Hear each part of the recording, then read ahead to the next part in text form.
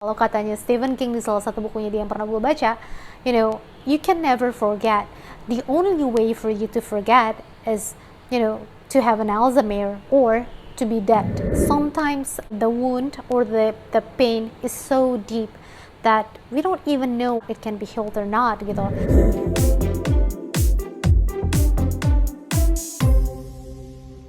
Hai guys, welcome back to my YouTube channel. Nama gue Gia, dan di video kali ini gue mau ngebahas tentang bukunya Hae-min Sunim yang judulnya Love for Imperfect Things. How to accept yourself in the world striving for perfection. Jadi gimana caranya kita bisa menerima ketidaksempurnaan di dunia yang quote and quote gila akan kesempurnaan gitu. Buku ini tuh cantik banget ya, tipe buku self motivation yang penuh dengan ilustrasi cantik gitu. Jadi tuh kayaknya baca buku ini tuh nggak akan bosen gitu. Tuh cantik banget. Bukunya tuh banyak ilustrasi-ilustrasi cantik. Konten-konten dia di sini tuh lebih ke self love juga sih kalau gue liatnya ya, dan lebih ke our closest surroundings gitu. Jadi dia bahas tentang self care, gimana cara kita taking care of ourselves. Terus dia bahas juga tentang family. Jadi untuk kita yang udah lupa sama keluarga karena we are so busy with work, school and everything, dia mengingatkan lagi akan hal itu gitu. Terus dia bahas tentang empathy, relationships, courage, healing, enlightenment sampai acceptance. Jadi semua step dia bahas di sini gitu, sampai healing dan acceptance. Jadi dia di sini mengajak kita berkontemplasi, bertanya kepada diri sendiri gitu. What if being yourself is enough? Gimana kalau menjadi diri kita sendiri aja sebenarnya udah cukup gitu. Makanya dia bahas tentang chapter-chapter tadi tuh yang ada self care, healing, acceptance dan lain-lain. Sebenarnya untuk balik lagi ke goal itu, what if being yourself is enough gitu. Seperti biasa, gue akan coba untuk bahas beberapa hal aja di sini. So, just to give you an idea what this book looks like. Yang pertama yang mau gue bahas di sini adalah chapter dia tentang self care. Nah, di chapter self care itu Suni menceritakan bahwa dia adalah orang yang introvert banget gitu ketika dia sekolah. Dan saking introvertnya, dia jadi kayak apa ya? People take him for granted gitu. Contoh kecil aja, misalnya dia lagi dalam satu kerja kelompok nih, terus entah kenapa dia terus yang disuruh jadi spokesperson gitu. Padahal di dalam kerja kelompok itu ada orang lain yang lebih talkative, misalnya lebih cerewet dari dia, sedangkan dia pendiam banget gitu. Jadi dia mencoba memberanikan diri membicarakan ini ke kakak kelasnya, dimana akhirnya kakak kelasnya memberikan advice yang dia tidak pernah lupakan seumur hidupnya. Kakak kelasnya bilang, be good to yourself first, then to others. Jadi berbaik dirilah kepada diri kamu sendiri dulu nih, baru kamu bisa berbaik hati kepada orang lain gitu.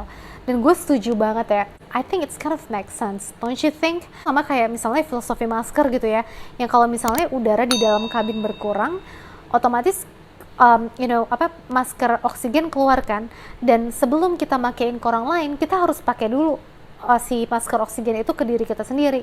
Di buku ini dijelaskan bahwa Sunim bilang, sebelum melakukan apapun yang orang lain minta kita untuk lakukan, dimana usually we automatically just do that. Sebelum itu terjadi, Sunim bilang coba berhenti dulu gitu. Take a moment to talk to yourself and to listen to the voice inside you. Berhenti dulu, coba dengarkan dulu apa yang ada di hati kamu.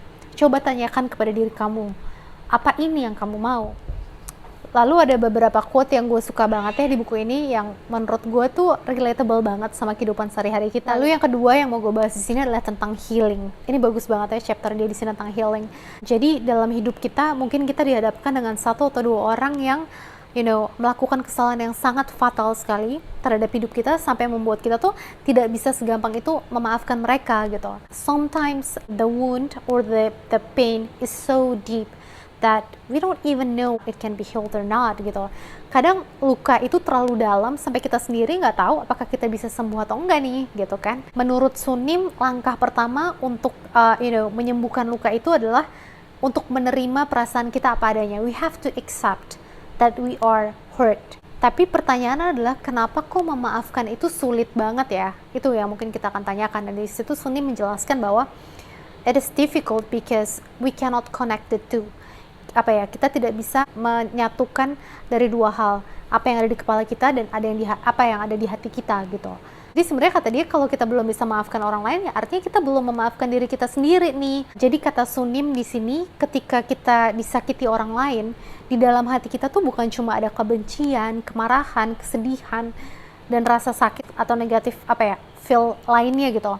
Bukan cuma ada itu, di dalamnya lagi ternyata ada compassion, ada ada pengampunan untuk orang lain tanpa kita sadari. Kayak kita masih belum bisa lihat aja gitu si compassion itu ada di mana, karena ketutup sama rasa benci dan all those negative feelings gitu.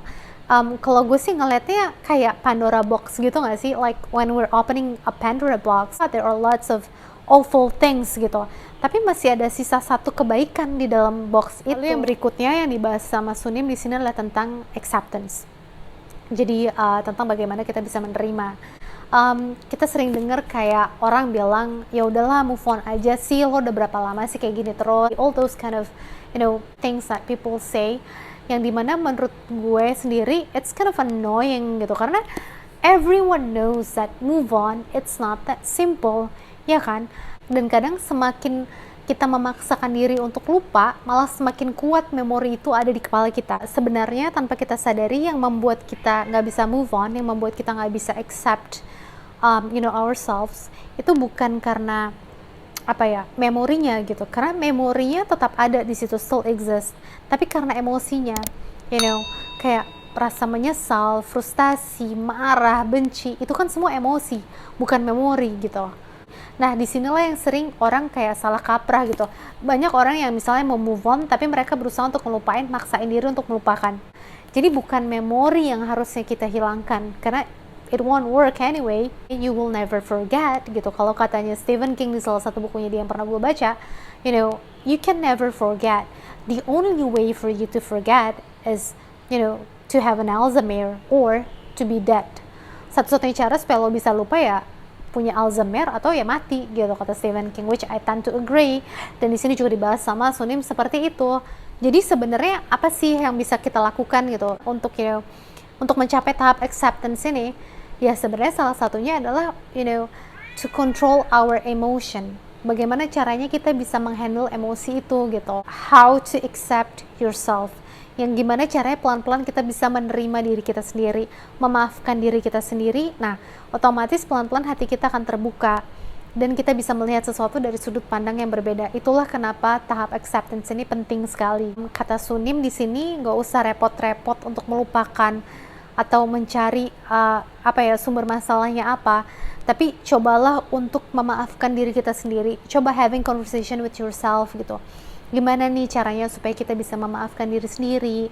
Bagaimana caranya supaya kita bisa menerima apa yang terjadi gitu? Dan kalau misalnya kata Sunim di sini, dan kalau kita beragama, coba kita balik lagi ke Tuhan gitu. Kita mencoba melakukan inner silence, bicara sama Tuhan, balik lagi ke basic, Tuhan tidak akan membebani kita dengan masalah yang lebih dari kemampuan kita, those kind of things. Dan sebenarnya masih banyak banget ya poin-poin lainnya tuh yang sangat menarik banget di buku ini. Buku ini tuh menarik banget menurut gue. Kayak when I read this book, I feel like gue tuh ngerasa kayak ikut terapi gratis gitu, full of lessons, full of insights and knowledge juga.